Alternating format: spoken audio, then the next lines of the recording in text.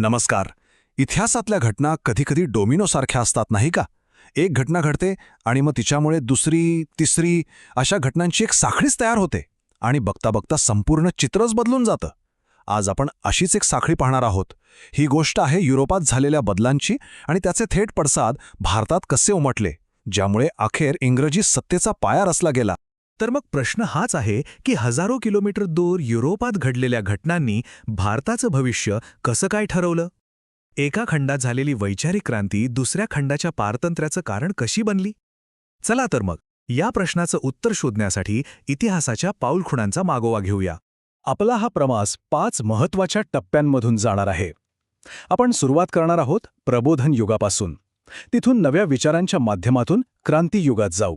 मग साम्राज्यवाद कसा वाढला हे पाहू आणि शेवटी भारतात इंग्रजी सत्तेचा पाया कसा घातला गेला हे समजावून घेऊ. चला तर मग आपली सुरुवात करूया प्रबोधन युगापासून. हा युरोपच्या इतिहासातला तो काळ होता जेव्हा मध्ययुग संपून आधुनिक युगाची सुरुवात झाली. असं म्हणायला हरकत नाही की आजच्या आधुनिक जगाचा पाया तेव्हाच घातला गेला होता. आता प्रबोधन युग म्हणजे नेमकं काय हे समजून घ्यायचं असेल ना, तर लिओनार्डो द विंचीपेक्षा चांगलं उदाहरण असूच शकत नाही. तो फक्त एक चित्रकार नव्हता, तर तो एक शास्त्रज्ञ, गणितज्ञ, इंजिनियर, संगीतकार, सगळं काही होता. त्याची मोनालिसा आणि द लास्ट सपर ही चित्र तर आपल्याला माहीत आहेतच. यातूनच त्या काळात माणसाच्या अमर्याद क्षमतेवर किती विश्वास ठेवला जात होता हे दिसून येत. या काळात एक खूप मोठा वैचारिक बदल झाला. मध्ययुगात कसं होतं की प्रत्येक गोष्टीच्या केंद्रस्थानी धर्म असायचा, पण प्रबोधन काळात हा फोकस बदलला. आता धर्माऐवजी माणूस हा सर्व विचारांचा केंद्रबिंदू बनला. माणसाची बुद्धी, त्याची क्षमता आणि त्याच्या इच्छा आकांक्षा यांना एक नवी ओळख मिळाली. माणसाकडे बघण्याचा दृष्टिकोनच पूर्णपणे बदलून गेला. आणि या वैचारिक बदलाला एका जबरदस्त शोधाने पंख लावले. 1450 मध्ये जोहान्स गुटेनबर्गने छपाई यंत्राचा शोध लावला. याचा परिणाम काय झाला? तर ज्ञान आणि नवे विचार, जे फक्त काही मुठभर लोकांपुरते होते, ते आता सर्वसामान्यांपर्यंत पोचायला लागले. एका अर्थाने ज्ञानाचं लोकशाहीकरण झालं. प्रबोधन युगामुळे जे नवे विचार रुजले होते, त्यामुळे जुन्या व्यवस्थांना आव्हान दिलं गेलं आणि जगाला एक नवी दिशा मिळाली. पाहूया हे नक्की कसं घडलं. याच काळात युरोपात धार्मिक सुधारणा चळवळ सुरू झाली. म्हणजे काय? तर लोकांनी रोमन कॅथॉलिक चर्चच्या पारंपरिक कल्पनांना आणि त्यांच्या अमर्याद अधिकाराला आव्हान दिलं. त्यामुळे धार्मिक बाबतीतही माणसाचं स्वातंत्र्य आणि बुद्धीने विचार करण्याच्या तत्वाला महत्त्व मिळालं. त्याचवेळी एका वेगळ्याच घटनेने जगाचा नकाशा बदलायला सुरुवात झाली. झालं असं की 1453 मध्ये ऑटोमन तुर्कांनी कॉन्स्टँटिनोपल जिंकलं आणि युरोपचा आशियासोबतचा जमिनीवरचा व्यापारी मार्ग बंद झाला. आता व्यापार तर करायचा होता, त्यामुळे युरोपियन लोकांना भारतासारख्या देशांपर्यंत पोहोचण्यासाठी नवीन सागरी मार्ग शोधणं भाग पडलं.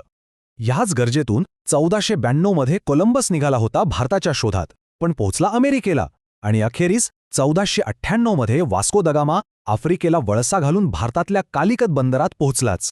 तर बघा, एकीकडे नवे विचार आणि दुसरीकडे नवे सागरी मार्ग, या दोन्ही गोष्टींमुळे युरोपात बदलाचं एक मोठं वादळच आलं. 18वं आणि 19वं शतक तर राजकीय आणि औद्योगिक क्रांतीने गाजलं. याच युगाला क्रांतियुग म्हणून ओळखलं जातं. या काळात 2 मोठ्या राजकीय क्रांती झाल्या. अमेरिकेच्या स्वातंत्र्ययुद्धातून लोकशाही आणि लिखित राज्यघटना असलेला एक नवा देश, युनायटेड स्टेट्स ऑफ अमेरिका, जन्माला आला. आणि मग 1789 मध्ये झाली फ्रेंच राज्यक्रांती. या क्रांतीने तर संपूर्ण जगाला स्वातंत्र्य, समता आणि बंधुता ही 3 मौल्यवान तत्त्व दिली. आणि त्याचवेळी इंग्लंडमध्ये औद्योगिक क्रांतीची सुरुवात झाली होती. वाफेच्या शक्तीवर चालणाऱ्या यंत्रांनी तर कमालच केली. लहान सहान घरगुती उद्योगांची जागा मोठमोठ्या कारखान्यांनी घेतली आणि आगगाडी, आगबोटींमुळे वाहतूक प्रचंड वेगवान झाली. इंग्लंड इतकं पुढे गेलं की त्याचं वर्णन जगाचा कारखाना असं केलं जाऊ लागलं. आता या औद्योगिक क्रांतीमुळे उत्पादन तर प्रचंड वाढलं, पण या उत्पादनासाठी कच्चा माल कुठून आणायचा आणि तयार झालेला माल विकायचा कुठे, हा प्रश्न उभा राहिला. आणि याच गरजेतून जागतिक वर्चस्वासाठी एक नवी शर्यत सुरू झाली आणि याच शर्यतीतून साम्राज्यवाद उदयास आला. तर साम्राज्यवाद म्हणजे नेमकं काय?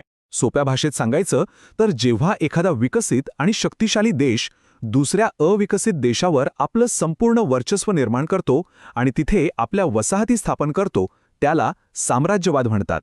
या नवीन सागरी मार्गांमुळे पूर्वेकडील देशांशी व्यापार करणं खूपच फायद्याचं ठरलं. मग हा नफा कमावण्यासाठी अनेक व्यापाऱ्यांनी एकत्र येऊन मोठ्या कंपन्या सुरू केल्या. व्यापारातून मिळालेला पैसा पुन्हा व्यापारात गुंतवून नफा वाढवण्याच्या या नव्या आर्थिक पद्धतीलाच भांडवलशाही अर्थव्यवस्था म्हणतात, जिचा युरोपात उदय झाला. आणि आता आपण या डॉमिनो साखळीच्या शेवटच्या आणि आपल्यासाठी सर्वात महत्त्वाच्या टप्प्यावर आलो आहोत. युरोपातली ही सगळी स्थित्यंतरं भारताच्या दारापर्यंत कशी पोचली आणि एक व्यापारी कंपनी बघता बघता एका उपखंडावर राज्य कशी करू लागली. याची सुरुवात झाली 1600 साली, जेव्हा ब्रिटिश ईस्ट इंडिया कंपनीची स्थापना झाली. या कंपनीनं मुघल बादशाह जहांगीरकडून परवानगी मिळवून सुरतमध्ये आपली पहिली वखार म्हणजे ट्रेडिंग पोस्ट स्थापन केली. सुरुवातीला त्यांचा उद्देश अगदी स्पष्ट होता, फक्त व्यापार करायचा. पण भारतात व्यापारासाठी इंग्रजांचे मुख्य स्पर्धक होते फ्रेंच. या दोघांमध्ये 3 मोठी युद्ध झाली, जी इतिहासात कर्नाटक युद्धे म्हणून ओळखली जातात. तिसऱ्या युद्धात इंग्रजांनी फ्रेंचांचा पूर्ण पराभव केला आणि आता भारतात त्यांना आव्हान देणारी दुसरी कोणतीही युरोपीय सत्ता शिल्लक राहिली नव्हती. मैदान मोकळं होतं. यानंतर इंग्रजांनी आपलं लक्ष भारताच्या सर्वात श्रीमंत प्रांतावर म्हणजे बंगालवर केंद्रित केलं. इथे त्यांनी व्यापारासाठी मिळालेल्या सवलतींचा गैरवापर सुरू केला आणि नवाबाच्या परवानगीशिवाय कोलकात्यात तटबंदी उभी केली. साहजिकच तिथला नवाब सिराज उद्दौला संतापला. याचा शेवट झाला 1757च्या प्लासीच्या लढाईत, जिथे नवाबाचाच सेनापती मीर जाफर फितूर झाला आणि सिराजुद्दौलाचा पराभव झाला. हा एक मोठा टर्निंग पॉइंट होता. यानंतर 1764च्या बक्सारच्या लढाईने तर इंग्रजांना बंगालचा महसूल गोळा करण्याचा अधिकारच मिळाला. म्हणजे बघा, व्यापारासाठी आलेली कंपनी आता बंगालची शासक बनली होती. भारतात इंग्रजी सत्तेचा पाया इथेच घातला गेला. बंगाल जिंकल्यानंतर इंग्रजांनी संपूर्ण भारतावर नजर ठेवली. दक्षिणेत म्हैसूरच्या हैदर अली आणि विशेषतः त्याचा मुलगा टिपू सुलतान यांनी इंग्रजांना कडवा प्रतिकार केला. पण अनेक युद्धानंतर 1799मध्ये टिपूच्या मृत्यूनंतर म्हैसूरही इंग्रजांच्या ताब्यात गेलं. त्याचप्रमाणे उत्तरेत जोपर्यंत पराक्रमी रणजित सिंग हयात होते तोपर्यंत इंग्रजांची पंजाबमध्ये प्रवेश करायची हिंमत झाली नाही. पण त्यांच्या मृत्यूनंतर शीख साम्राज्यात जी अस्थिरता निर्माण झाली त्याचा फायदा घेऊन इंग्रजांनी 1849 पर्यंत पंजाबही जिंकून घेतलं. रणजित सिंग हे खरंच एक अतिशय दूरदृष्टीचे आणि पराक्रमी शासक होते. त्यांच्या काळात पंजाबमध्ये एक शक्तिशाली शीख साम्राज्य उभं राहिलं होतं. पण त्यांच्या पश्चात दुर्दैवानं ते साम्राज्य टिकू शकलं नाही. तर आपण पुन्हा सुरुवातीच्या प्रश्नावर येऊया. युरोपात प्रबोधन आणि औद्योगिक क्रांतीमुळे जी प्रगती झाली, जी संपत्ती निर्माण झाली, तीच संपत्ती आणि ताकद दुसऱ्या देशांना, विशेषतः भारताला, गुलाम बनवण्याचं कारण ठरली का? हा एक असा प्रश्न आहे जो आपल्याला इतिहासाच्या या गुंतागुंतीच्या पर्वावर विचार करायला नक्कीच भाग पाडतो.